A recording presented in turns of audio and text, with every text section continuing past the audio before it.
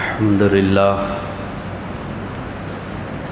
لله نحمده ونستعينه ونستغفره ونؤمن به ونتوكل عليه ونعوذ بالله من شرور أنفسنا ومن سيئات أعمالنا من يهده الله فلا مضل له ومن يضلله فلا هادي له ونشهد أن لا إله إلا الله وحده لا شريك له ونشهد أن سيدنا ومولانا محمدا عبده ورسوله أما بعد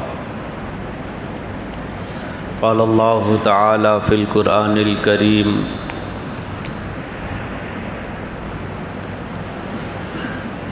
لن ينال الله لحومها ولا دماؤها ولكن يناله التقوى منكم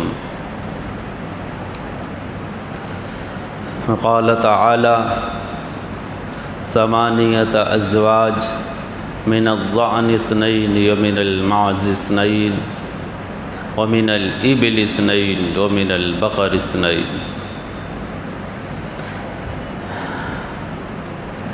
صدق اللہ العظیم۔ محترم سامعین کرام، بزرگان محترم،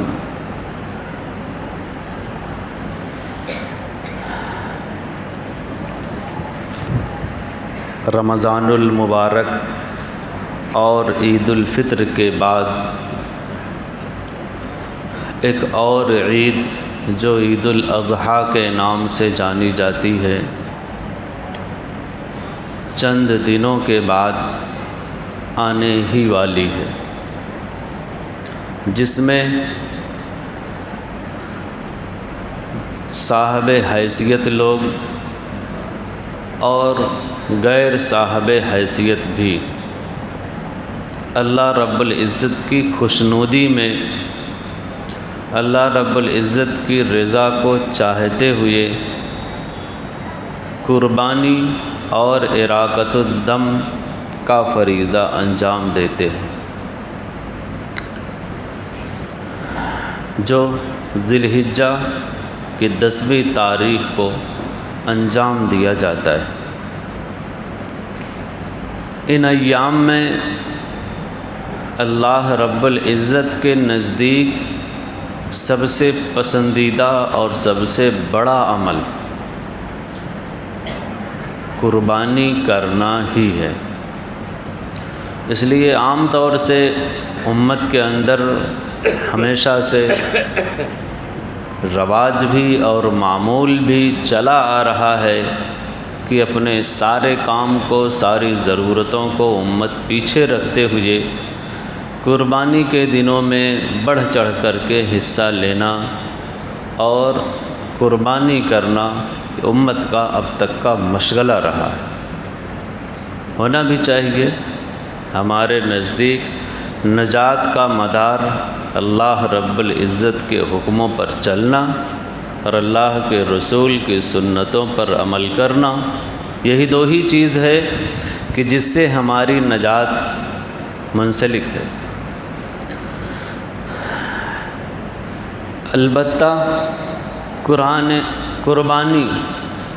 قربانی کے سلسلے میں مختلف اعمال ہیں، مختلف چیزیں ہیں جن کو بڑی تفصیل سے بیان کرنا چاہیے اور بڑی وضاحت کے ساتھ ان کی تفصیل سامنے آنا بھی چاہیے۔ وضاحت، تفصیل اور حکم جب ہمارے سامنے رہے گا تو کرنا بھی لوگوں کو آسان رہے گا۔ اس لیے ارادہ یہ ہے کہ آنے والے متعدد جمعوں میں قربانی کے تعلق سے ہی سلسلہ واری مضامین سامنے آئیں تاکہ اس کی مکمل معلومات ہمارے ذہنوں میں موجود ہوں۔ مثال کے طور پر قربانی کے سلسلے میں قربانی کی فضیلت کیا ہے؟ جب فضیلت ہمارے سامنے رہے گی، لوگوں کے سامنے رہے گی، تو بڑھ چڑھ کر کے حصہ لیں گے، بھئی اتنا ثواب ہے۔ قربانی کا حکم کیا ہے، ہم کر دیں تو فائدہ کیا ہوگا؟ قربانی کس پر واجب ہے، سبب وجوب کیا ہے، ہم کس چیز کی قربانی کر سکتے ہیں، کن کن جانوروں کی قربانی کر سکتے ہیں، کب سے کب تک کر سکتے ہیں، ایام کیا ہے، دن کیا ہے، کون کون لوگ قربانی کر سکتے ہیں اور کون نہیں کر سکتے، یہ وہ تمام چیزیں ہیں جن کا جاننا انتہائی ضروری۔ کبھی کبھی علم اور معلومات نالج نہیں رہتا، معاملہ غلط ہو جاتا ہے۔ مثال کے طور پر قربانی کے جانور اگر معلوم نہ ہوں تو جن جانوروں کو قربانی نہیں ہو سکتی، لا علمی کی بنا پر آدمی جانوروں کو بھی قربان کر سکتا ہے۔ قربانی کے جانور کے شرائط کیا ہیں یہ نہیں معلوم رہے گا تو آدمی ایسا بھی جانور لا سکتا ہے جس پر قربانی ابھی واجب نہ ہو، جس کی قربانی صحیح نہ ہو۔ یہ وہ تمام شکیں ہیں اور یہ تمام چیزیں ہیں کہ فرداً فرداً ہر ایک کی مکمل تفصیل آنی چاہیے۔ فی الحال ابھی چونکہ بقرعید کے آنے میں تقریباً 19-20 دن کا وقفہ ہے، ایک عمل بقرعید کے لیے، عید الاضحیٰ کے لیے جانوروں کا خریدنا، ان کی تعیین کرنا، یہ چونکہ ابھی سے جاری ہے، اس لیے اور ساری چیزوں کو ابھی مؤخر رکھتے ہوئے زیادہ ممکن یہ ہے کہ آج کے اس بیان میں جانوروں کے بارے میں تفصیل لائی جائے کہ ہم کن کن جانوروں کی قربانی کر سکتے ہیں از روئے شرع۔ آپ جب قرآن کریم کا مطالعہ کریں گے، قرآن کریم میں اللہ رب العزت کے احکامات دیکھیں گے تو قرآن کریم میں سورہ حج میں اللہ رب العزت نے فرمایا ہے من بہیمۃ الانعام لیذکر اسم اللہ من بہیمۃ الانعام۔ آپ جو جانور بہیمہ ہیں، جو جانور ہیں، اللہ رب العزت نے انہیں قربان کرنے کا حکم دیا ہے۔ یہ بہیمۃ الانعام کون ہیں، کتنے ہیں؟ قرآن کریم کی ایک دوسری آیت جو 8ویں پارے میں ہے، ثمانیۃ ازواج من الضأن اثنین ومن المعز اثنین ومن الابل اثنین ومن البقر اثنین۔ اللہ رب العزت نے یہاں ان کی تفصیل بیان کی کہ وہ بہیمہ جو قربانی کے اندر قربان کیے جا سکتے ہیں وہ 8 طرح کے ہیں۔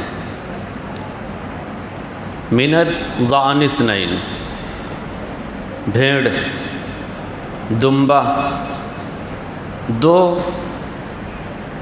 یہ دو یعنی نر اور مادہ، ان کی قربانی کی جا سکتی ہے، قربانی جائز ہے۔ ومن المعز اثنین، بکرا اور بکری، کھسی، ان کی بھی قربانی جائز ہے، ان کی قربانی کی جا سکتی، چاہے مذکر ہو چاہے مؤنث ہو۔ ومن الابل اثنین، ابل اونٹ، چاہے مذکر ہو چاہے مؤنث ہو۔ ومن البقر اثنین، اور بقر جس کا ترجمہ عام طور سے گائے کیا جاتا ہے، بیل کیا جاتا ہے، یہ بھی دونوں جائز ہیں، مذکر بھی مؤنث بھی۔ یہ 4 جانور، نر اور مادہ ملا کر کے 8 جانور، ثمانیۃ ازواج، یہ 8 جوڑے جو ہیں، 4 جوڑے یعنی 8 جانور، اللہ رب العزت نے کہا کہ یہ تمہارے قربانی کے جانور ہیں، انہی کی قربانی کی جا سکتی ہے، ان کے علاوہ کی قربانی نہیں کی جا سکتی۔ قربانی کے ایام میں ایک مسئلہ بہت زور و شور کے ساتھ اٹھتا ہے کہ بھینس کی قربانی کا ثبوت تو ہے ہی نہیں، لہذا ان کی قربانی ہونی ہی نہیں چاہیے۔ وَمِنَ الْإِبِلِ اثْنَيْنِ وَمِنَ الْبَقَرِ اثْنَيْنِ، آگے بھینس کا تو تذکرہ ہی نہیں ہے۔ اور جو لوگ اس کے قربانی کے منکر ہیں ان کی سب سے بڑی دلیل یہ ہے کہ وہ کہتے ہیں کہ چونکہ عرب میں جاموس بھینس، اس کی عربی ہے جاموس، عرب میں بھینس تھی ہی نہیں، اس لیے قربانی صحیح نہیں، قرآن میں اس کا تذکرہ نہیں، اس لیے قربانی صحیح نہیں۔ یہ ان کی سب سے بڑی دلیل ہے۔ تو بھینس کی قربانی صحیح ہے یا نہیں، اس کے بارے میں شریعت ہماری کیا کہتی ہے، ہمارے اسلاف کیا کہتے ہیں، مسائل کیا کہتے ہیں، اور ائمہ کرام کیا کہتے ہیں، اس کے بارے میں فیصلہ یہ ہے کہ بھینس کی قربانی بالکل صحیح ہے، جائز ہے، ہونا چاہیے۔ وَمِنَ الْبَقَرِ اثْنَيْنِ، بقر یعنی گائے اور بیل، بقر کے تحت جاموس یعنی بھینس بھی آتی ہے، یہ ہمیشہ یاد رکھیں، اور اسی کے تحت ہوتے ہوئے بھینس کی قربانی جائز ہے۔ کیسے آتی ہے اس کو آپ مختلف دلیلوں سے سمجھیں، دلیل ہمارے پاس رہے گی، پتہ رہے گا ہمیں، تو دوسرے اگر شکوک و شبہات میں ڈالیں گے تو ہمارے اندر شک نہیں آئے گا، راستے کا علم بھی ہو، اور بھلے اندھیرا ہو، ہمارے ہاتھ میں ٹارچ بھی ہو، تو راستہ چلنے میں ہمیں دقت نہیں ہوگی، کوئی کتنا ڈرائے۔ ایک لغت کا نام ہے المنجد، جو عربی کی ایک بہت مشہور اور بہت بڑی لغت ہے۔ اس کے اندر آپ جاموس کی تعریف دیکھیں گے، بھینس کی تعریف دیکھیں گے تو بڑی وضاحت کے ساتھ لکھا ہے الجاموس ضرب من کبار البقر، جاموس یعنی بھینس، یہ بقر گائے بیل جس کا ترجمہ کیا جاتا ہے، بقر کی قسموں میں سے ایک بڑی قسم ہے، جو بڑی استعمال کہہ لو آپ، یا جان پہچان والی قسم کہہ لو، چاہے جو کہہ لو، بقر کی ہی قسموں میں، گائے اور بیل کی ہی قسموں میں جاموس یعنی بھینس بھی ہے، یہ صاحب منجد کا فیصلہ ہے۔ عربی حضرت حسن بصری رحمۃ اللہ علیہ مشہور تابعی ہے، آج کے نہیں ہیں وہ، ان کا بیان باقاعدہ ہے، مصنف ابن ابی شیبہ جو بخاری وغیرہ سے بھی بہت پہلے لکھی گئی ہے کتاب، حضرت حسن بصری رحمۃ اللہ علیہ کی تعریف باقاعدہ اس میں انہوں نے لکھی ہے کہ الجاموس بمنزلۃ البقر، یہ بخاری اور مسلم کی لکھی جانے کے تقریباً کہہ لو آپ سینکڑوں سال پہلے کی کتاب ہے، مصنف ابن ابی شیبہ۔ حضرت حسن بصری کا فیصلہ ہے کہ بھینس بھی گائے اور بیل کے ہی منزلے میں ہے، کہ ہی قائم مقام ہے۔ اب آپ دیکھو، اگر گائے بیل کی قربانی صحیح ہے تو بھینس کی بھی قربانی صحیح ہے۔ سفیان ثوری رحمۃ اللہ علیہ جو بہت بڑے امام ہیں، فقیہ ہیں، محدث بھی ہیں، مصنف ابن عبد الرزاق، یہ بھی اسی زمانے کی کتاب لکھی جب بخاری اور مسلم کا بھی تذکرہ نہیں تھا۔ حضرت سفیان ثوری رحمۃ اللہ علیہ کا باقاعدہ اس میں حوالہ ہے، تحسب الجوامیس مع البقر۔ وہ کہتے ہیں کہ جس طرح زکوٰۃ کے سلسلے میں ہے کہ ٹھیک ہے دیار عرب میں بھینس نہیں تھی، گائے تھی، بیل تھے، زکوٰۃ کی فہرست بنائی گئی، کسی کے پاس بکری بکرا نہ ہو، گائے بیل ہو تو 100 پہ 200 پہ اتنے جانور واجب ہے، اور اگر کسی کے پاس صرف بھینس ہو جو 500 ہوں تو اس کا تذکرہ تو نہیں ہے، تو قربانی اس پر زکوٰۃ واجب ہوگی کہ نہیں واجب ہوگی؟ شریعت اس کے بارے میں، صاحب جاموس کے بارے میں کیا کہتی؟ سارے فقہا اس بات پر متفق ہیں کہ بھینس کا وہی حکم ہے جو حکم گائے اور بیل کا ہے۔ یعنی اگر 100 گائے میں 100 بیل میں 1 گائے بیل واجب ہوتا ہے زکوٰۃ میں، تو 100 بھینس میں 1 واجب ہوگی زکوٰۃ میں۔ تحسب الجوامیس مع البقر، امام سفیان ثوری رحمۃ اللہ علیہ کہتے ہیں کہ چونکہ شریعت نے جاموس کو بکر گائے بیل کے ہی زمرے میں رکھا ہے، مانا ہے زکوٰۃ کے حکم میں اسی طریقے سے ایک حکم قربانی بھی ہے، قربانی کے سلسلے میں بھی وہی حکم لگایا جائے گا ان بھینسوں پر جو حکم بیل اور گائے کا ہے۔ لکھا ہوا ہے مصنف ابن عبد الرزاق میں، آپ جب چاہیں دیکھ سکتے ہیں۔ اور دلیل چاہیے، کتاب الاحکام ایک کتاب ہے جس میں اس وقت کے اجماعی مسائل کو بیان کیا ہے علماء کرام نے۔ یہ پڑھے لکھوں کی باتیں ہیں، آپ لوگ بھی یاد رکھیں تاکہ کوئی آپ کو شک میں نہ ڈال پائے، اس لیے بیان کر رہا ہوں، ورنہ قربانی کے ایام میں بہت زور و شور کے ساتھ مسائل اٹھائے جاتے ہیں۔ اس وقت کے اجماعی مسائل، اجماع اس کو کہتے ہیں کہ قرآن میں مان لو اس کی دلیل نہ ہو، حدیث میں اس کی دلیل نہ ہو، لیکن ایک معاملہ سامنے آ گیا نیٹ بینکنگ کا، تو کیا ہوگا؟ جائز ہے کہ نہیں جائز ہے؟ اب اس دور کے سارے علماء بیٹھیں گے بڑے بڑے اور اس کے بارے میں مطالعہ کریں گے، مقالے لکھیں گے، ان مقالوں کو پیش کیا جائے گا، سب کی رائیں لی جائیں گی اور ایک متفقہ فیصلہ کیا جائے گا کہ ملک کے سارے علماء اس فیصلے پر متفق ہیں۔ یہ ہوتا ہے اجماع۔ کتاب الاحکام میں یہ سارے مسائل لکھے ہوئے ہیں جو اجماعی مسائل، جو علامہ منذر ابن المنذر نے لکھے ہیں، اس میں لکھا گیا ہے، پوری کتاب بھری ہوئی۔ اسی میں سے ایک مسئلہ انہوں نے یہ بھی لکھا ہے، اجمعوا علی ان حکم الجوامیس حکم البقر، کہ بھینس کے بارے میں بھی تمام علماء کرام کا یہ متفقہ فیصلہ ہے کہ اس کا بھی وہی حکم ہے جو بقر یعنی بیل اور گائے کا ہے۔ باپ بتاؤ، سارے مسائل، سارے دلیلیں ایک طرف ہوں کہ نہیں بھینس کا وہی حکم ہے جو گائے کا حکم ہے، اب آپ ان کو مانو گے کہ یا کچھ لوگ آ کر کے آپ کے ذہن میں یہ بھر دیں کہ نہیں اس کا تو ثبوت ہی نہیں تھا عرب میں، تو کیسے جائز ہوگی، آپ اس کو مانو گے؟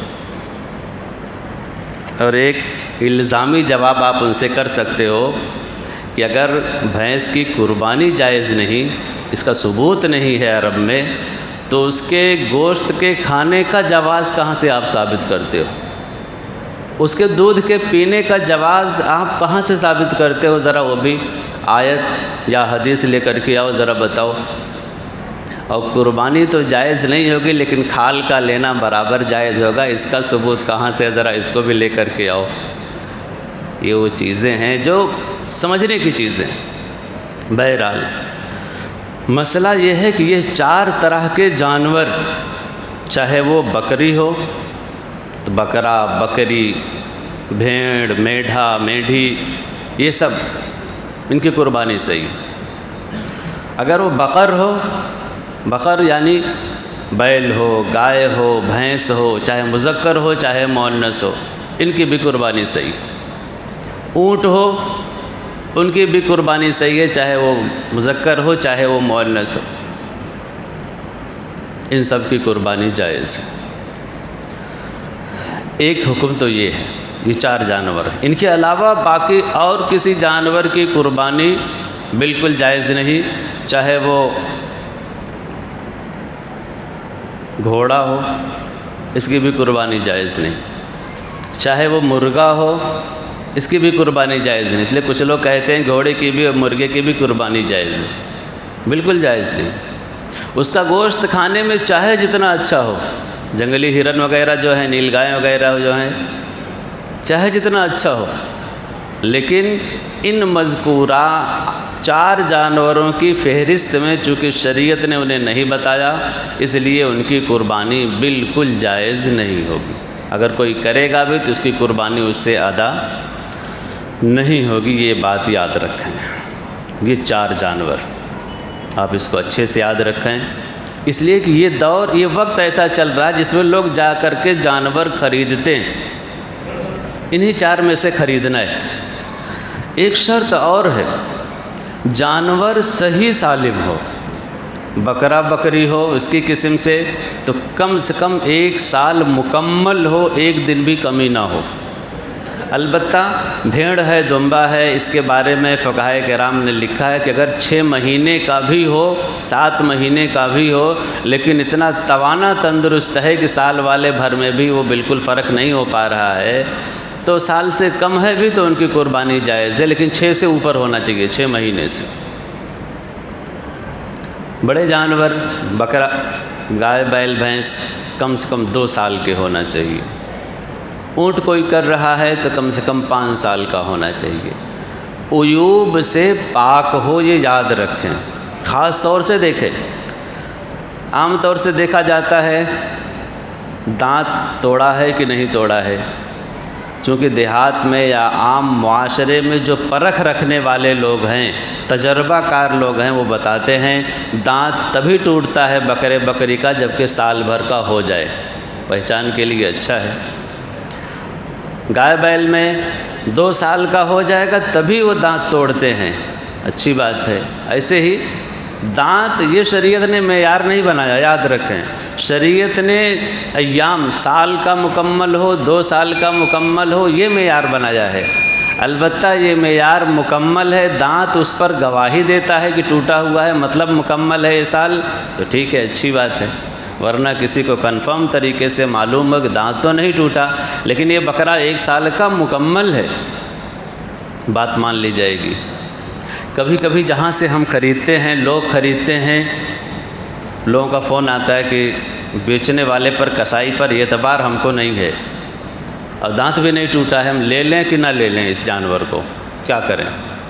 ان کے بارے میں مسئلہ یہ لکھا ہے کہ اگر آپ کو نالج نہیں ہے، تجربہ نہیں ہے، اور وہ بتا رہا ہے سامنے والا کہ نہیں کمپلیٹلی یہ سال بھر کا بکرا ہے، یہ 2 سال کا کٹرا ہے، تو آپ اس کی مسلمان ہے تو آپ اس کی بات کا اعتبار کر لیں اور اعتبار کر کے اس جانور کو خرید لیں، قربانی کر دیں، آپ کی قربانی انشاءاللہ ادا ہو جائے گی۔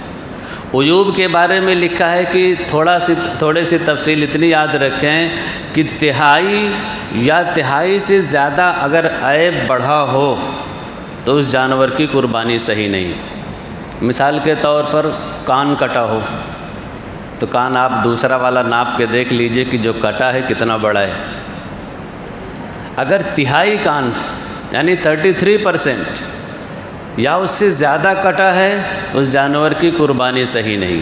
یہی حال دم کا ہے، پونچھ کٹی ہو 1/3 اس کی قربانی صحیح نہیں۔ 4 پیروں میں سے 1 پیر لنگڑا ہو، بالکل رکھتا ہی نہ ہو، اس کی قربانی صحیح نہیں۔